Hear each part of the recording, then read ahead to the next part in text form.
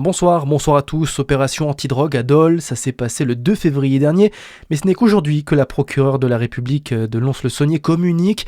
Un coup de filet dans le quartier Ménilpasteur a permis de démanteler un point de deal. 7 suspects ont été mis en examen et présentés au tribunal judiciaire cette semaine. Des peines de 18 à 9 mois de prison avec du sursis ont été prononcées. 4 autres individus seront eux jugés début avril pour trafic de stupéfiants.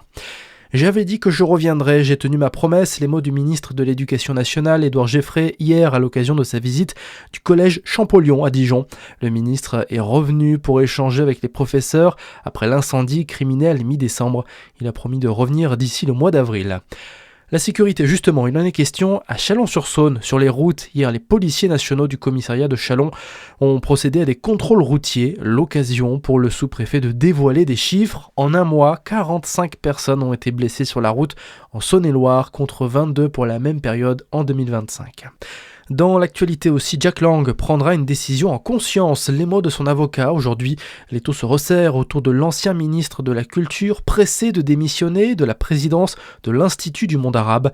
En cause, ses relations présumées avec le criminel sexuel américain Jeffrey Epstein.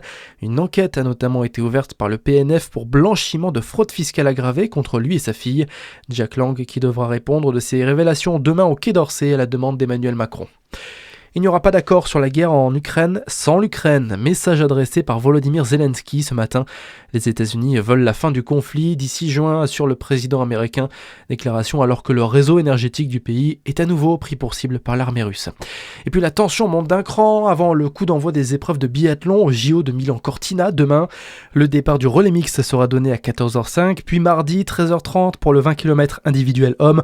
On suivra bien sûr de chez nous Lou Jean Monod, Jeanne Richard et Quentin Fillon-Maillet. Bonne fin de journée sur Fréquence Plus.